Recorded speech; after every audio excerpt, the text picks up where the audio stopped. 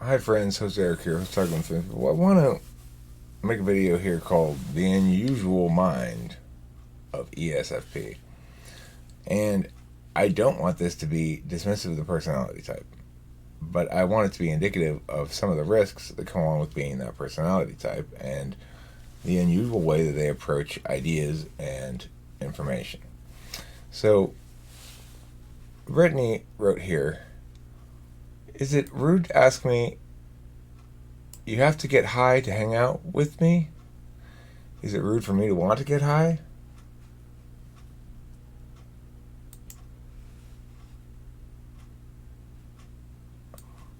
Am I supposed to be able to do what I want to do? I'm supposed to be able to do what I want to do. Insinuating toxicology induced euphoria is an indicator of what?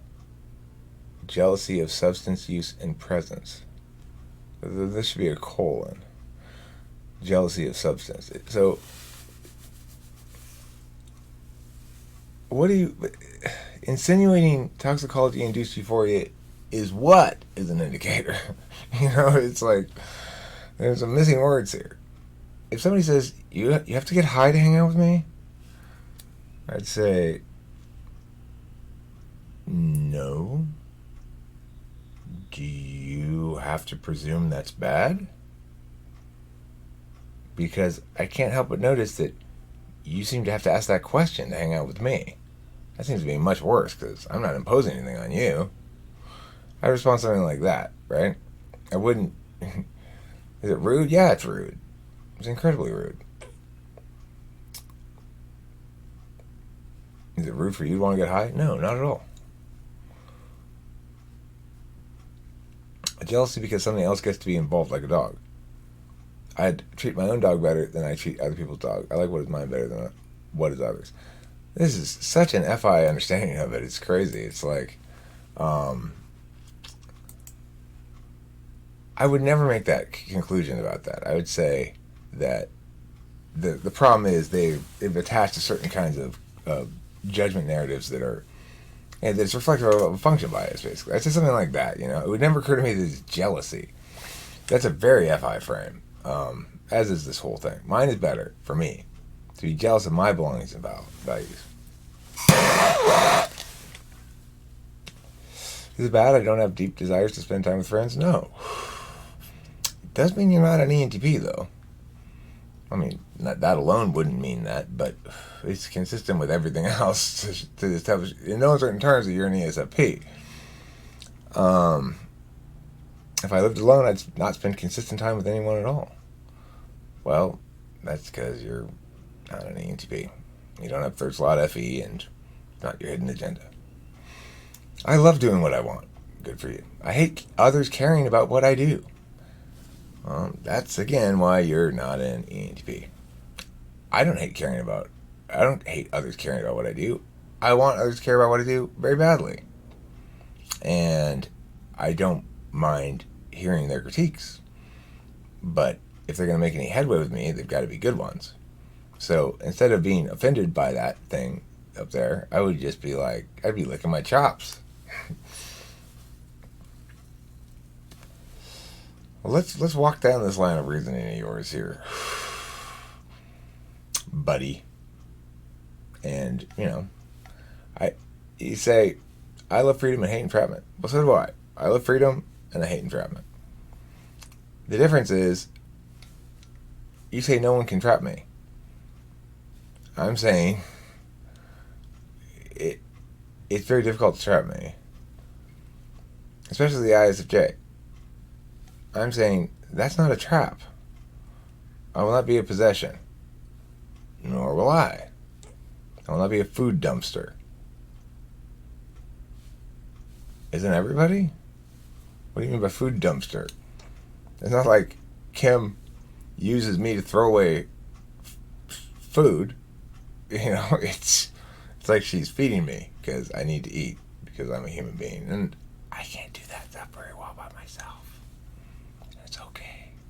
It's not a trap for me at all. Because I got fourth slot SI. You've got fourth slot NI, so you tend to see things as distilled into singularities that are in a fairly unnuanced way. I will not be a comfort object.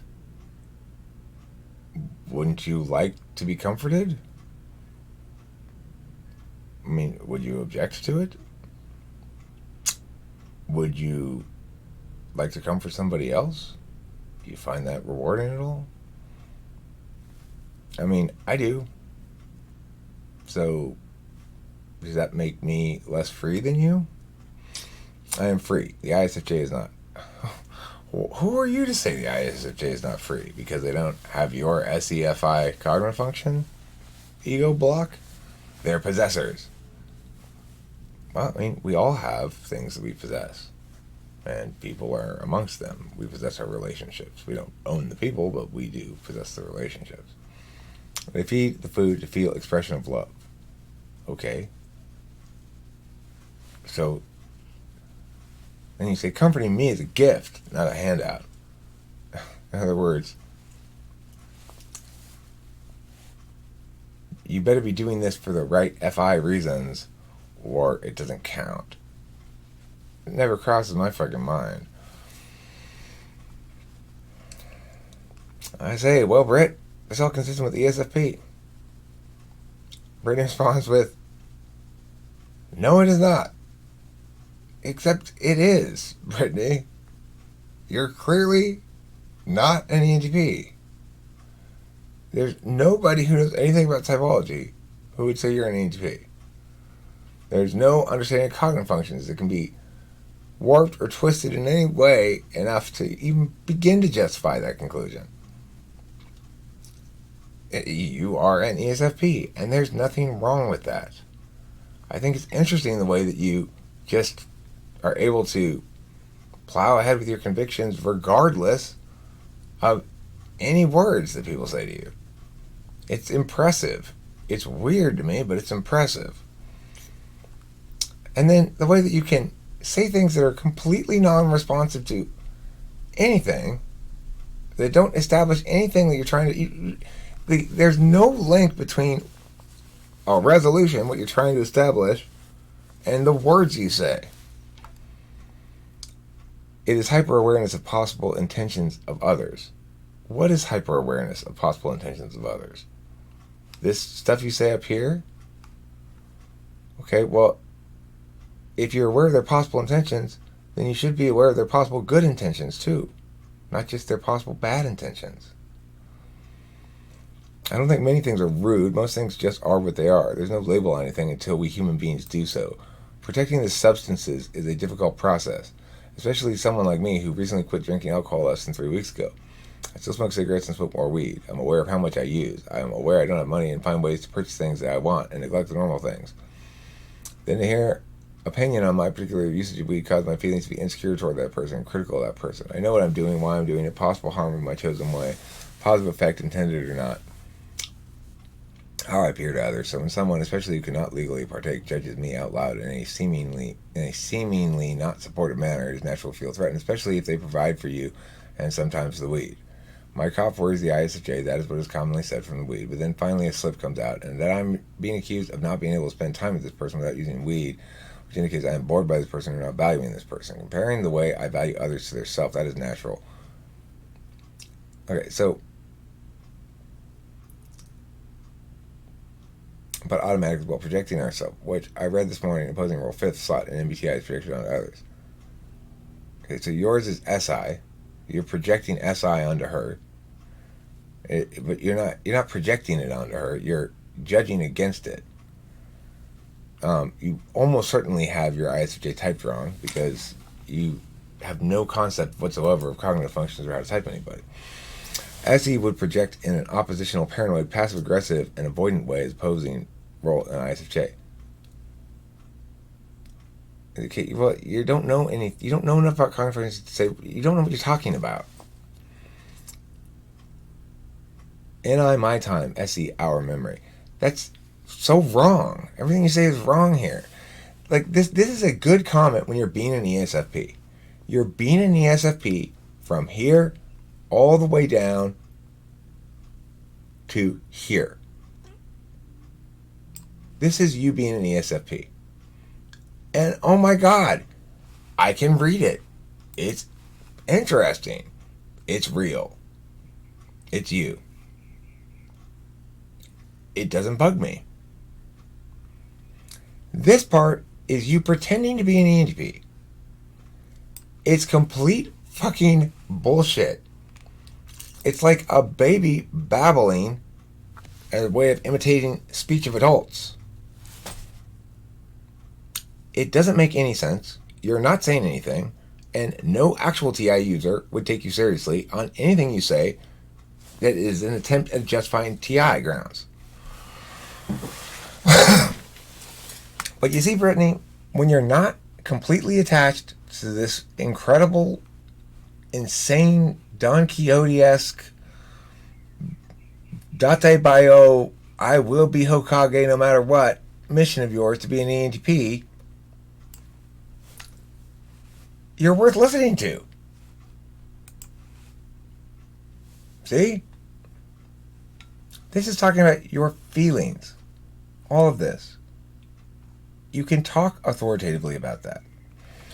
You can inform people in ways that are useful and helpful about dealing with feelings.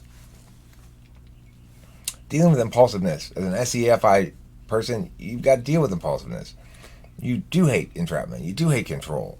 And you're also TI polar. And you just got to live with that fact. I'm FI polar. I can't do this. I can't calculate like this. You can. That's an advantage you have over me. And it's an important one. But there are parts of you that are telling you that they need to be in charge. That they're the only ones who can protect you. There's a part of you that insists that you must be an ENTP. And it has the reins here. And it will not let whole real Brittany, who's curious, compassionate, and accepting, take the reins. Because that part of you doesn't trust the whole of you. Because the whole of you has done a bad job of protecting that part of you in the past.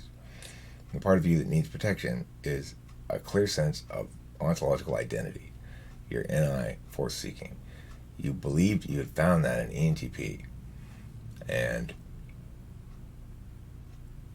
when there came a moment and you wavered and you realized that there was all this evidence and all this stuff stacking up against the idea, you didn't make any kind of TI calculation about it, or you would have immediately dropped the notion. But then if you had done that, then you would maybe have been an ENTP. So it's a bit of a catch-22 there. The point is, Brittany, be yourself. Sit down, have an internal family systems conversation with a part of yourself that feels the need to have control so that you, your whole core self, don't fail to protect that part of yourself again. And this is not a critique of your whole self. This is a critique of the human experience. Our whole selves fail to protect our authentic elements. Nobody's perfect. Nobody can protect them perfectly. But when we let the part of ourself that needs to be respected better by the rest of ourself, and needs to be heard and needs to be affirmed by the rest of ourself, and needs to stop being ignored by the rest of ourself, when we talk to that part directly and we give it the attention it needs and let it be heard, we discover that it's willing to let us have the reins again. So I'd strongly advise doing that. If you don't know anything about internal family systems, you can research it easily enough.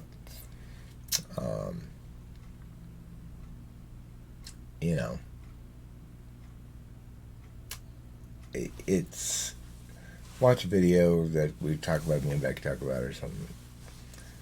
You got TE, third slot. You'll be able to figure out how to execute the idea. No problem. So do a little research on it. Check it out. And I look forward to the day when I learn a lot about ESFP from you that you actually intend to teach me. But until you get past this delusional attachment you have to ENTP, that's never going to happen. Thanks for watching. Don't forget to eat plenty of cheese.